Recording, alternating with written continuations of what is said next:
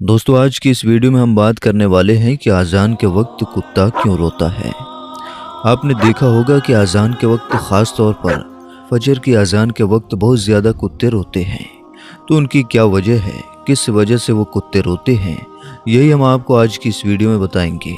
और दोस्तों, इसके साथ साथ हम आपको ये भी बताएंगे कि अज़ान के वक्त किन किन बातों का ख्याल रखना चाहिए, यानी जब अज़ान हो रही हो तो किन किन कामों को नहीं करना चाहिए, और अज़ान के क्या क्या आदाब हैं, ये भी हम आपको आज की इस वीडियो में बताएंगे। इसलिए दोस्तों, बहुत ही प्यारी ये वीडियो होने वाली है। आप लोगों से गुजारिश करते हैं कि आप लोग इस वीडियो को आखिर तक ज़रूर देखिएगा।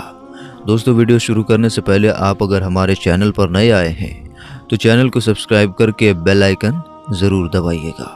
तो चलिए दोस्तों, बिना किसी देरी के वीडियो की शुरुआत करते हैं।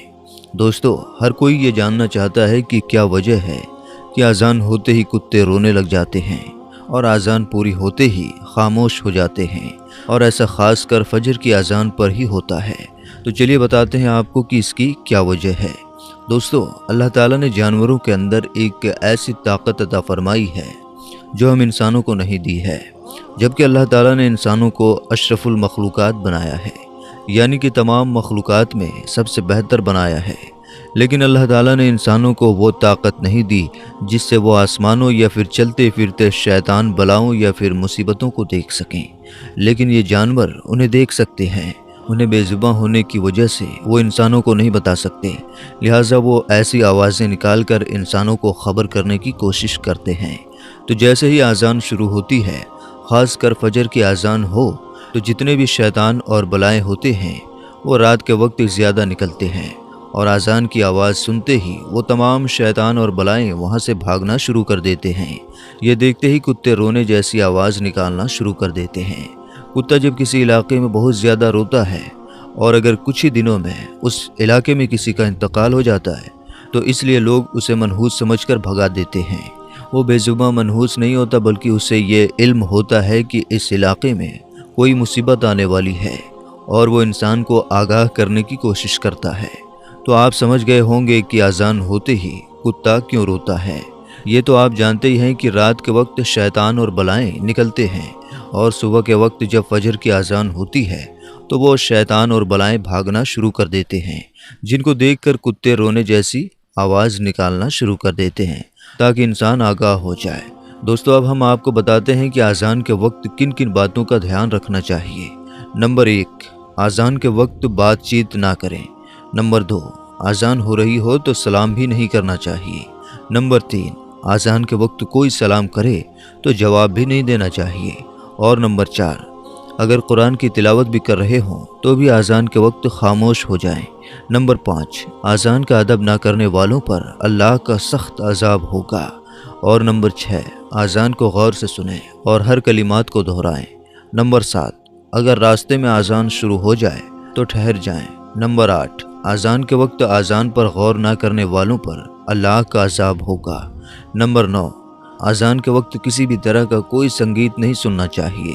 नंबर 10, अज़ान के वक्त औरतों को सिर ढक कर रखना चाहिए। नंबर 11, अज़ान के वक्त कभी भी पैर पसार कर नहीं सोना चाहिए। नंबर 12, जो शख्स अज़ान के वक्त बातों में मशगूल रहता है उसका खात्मा बुरा होने का खौफ है। नंबर 13, अज़ान जब भी सुने अज़ान का जवाब दें। कहने वाला जैसा कहे सुनने वाला भी वैसा ही कहे। नंबर 14, जब मुअज़्ज़िन अशहदु अन्ना मुहम्मदुर रसूलुल्लाह कहे तो सुनने वाला अंगूठे का बोसा लेकर आँखों को लगाए।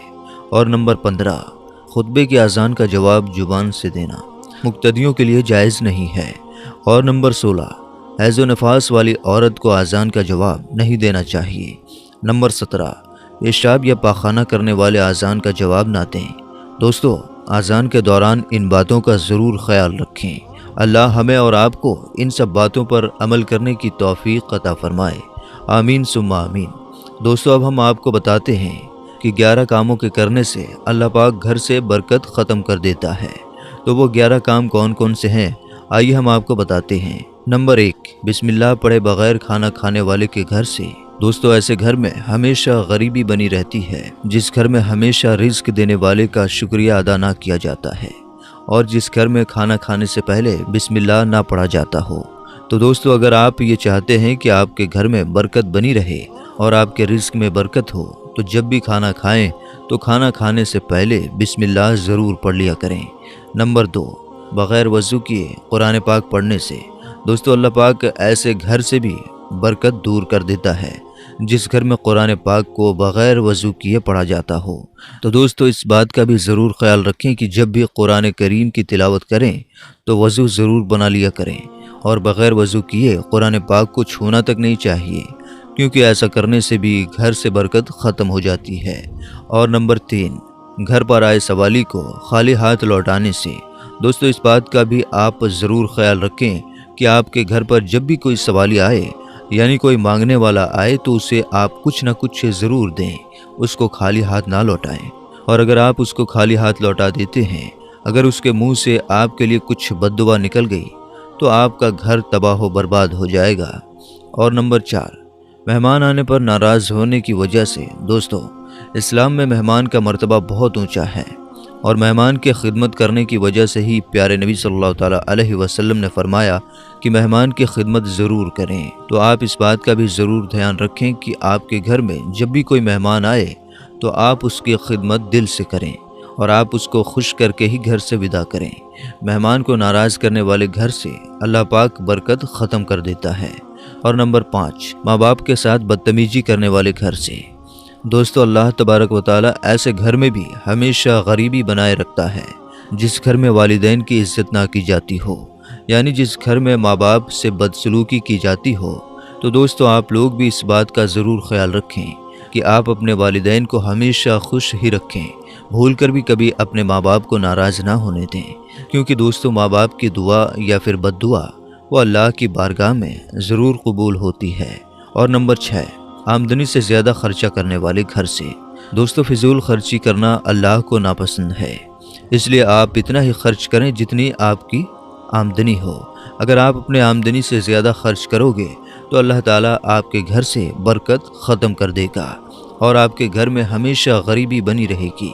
اور نمبر 7، صبح دیر تک سونے والے گھر سے دوستو اللہ ایسے گھر سے بھی رحمت کے فرشتے کو دور کر دیتا ہے جس گھر میں صبح سورج نکلنے تک سویا جاتا ہو۔